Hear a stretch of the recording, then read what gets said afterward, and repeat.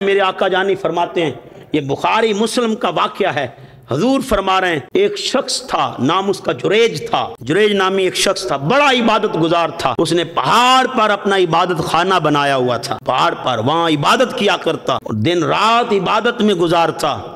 ایک دن ماں نے نیچے سے پکارا، جریج تمہاری خدمت کی مجھے ضرورت ہے، تمہاری خدمت کی، تمہاری محبت کی، تمہاری تعظیم کی مجھے ضرورت ہے، تمہاری خدمت کی ضرورت ہے۔ تو وہ نفل پڑھ رہا تھا، کہا نفل پڑھ رہا ہوں، میں اللہ کی عبادت کر رہا ہوں، تو عبادت میں ہی مشغول رہا۔ ماں لوٹ گئی، دوسرا دن آیا، ماں نے پھر پکارا، جریج جریج آ، مجھے تیری خدمت کی ضرورت ہے۔ جریج نے پھر سنی انسنی کر دی اور اپنی عبادت میں مشغول رہا، عبادت میں مشغول رہا، ماں چلی گئی۔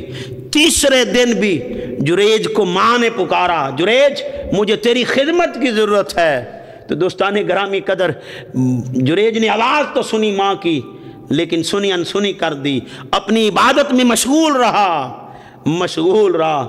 اس نے ماں کی نہ سنی، اپنی عبادت میں لگا رہا۔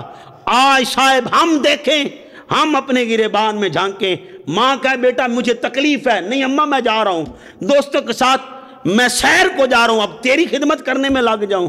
صاحب ذہن نشین کر لیں، میرے آقا جانی رحمت عالم صلی اللہ علیہ وآلہ وسلم سے جب کسی شخص نے پوچھا، یا رسول اللہ صلی اللہ علیہ وآلہ وسلم میں اجر و ثواب کے لیے آپ سے جہاد اور ہجرت کی بیعت کرنا چاہتا ہوں، آپ فرماتے ہیں کیا تمہارے والدین زندہ ہیں یا ان میں سے کوئی زندہ ہے؟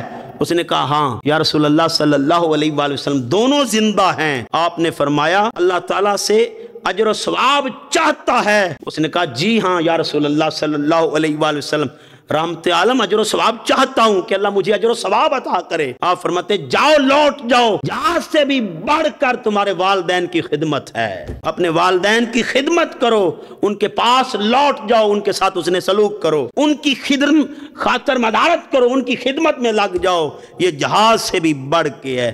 تو عزیزان محتشم، وہ ماں نے تیسرے دن پکارا، جریج میری خدمت کرو، مجھے تمہاری خدمت کی ضرورت ہے، لیکن اس نے نہ سنی۔ ماں نے نیچے سے دعا دی، اے اللہ جریج کو بے حیا عورتوں کا منہ دکھا، اس پر تہمت لگے، بے حیائی کی تہمت لگے۔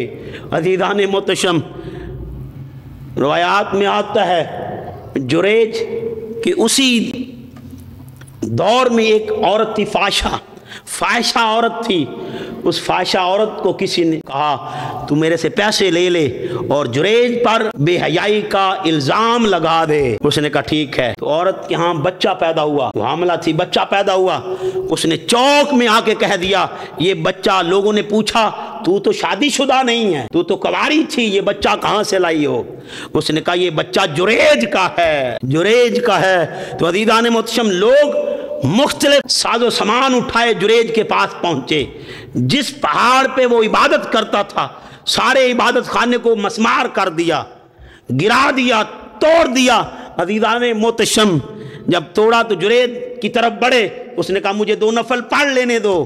اب 2 نفل پڑھے، جریج بڑا رویا، اللہ کی بارگاہ میں استغفار کی، معافی طلب کی، یا اللہ ماجرا کیا ہے، یا اللہ مجھے میری کوتاہی کو معاف کر دے، یا اللہ میری غلطی کو معاف کر دے، یا اللہ میں اپنی کوتاہیوں پر معافی کا طلبگار ہوں، یا اللہ تو مجھے معاف کر دے۔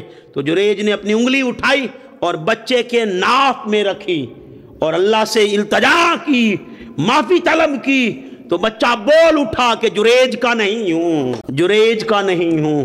آؤ دوستان گرامی قدر، اگر ماں بد دعا دیتی زنا کی تو زنا کی تہمت لگتی۔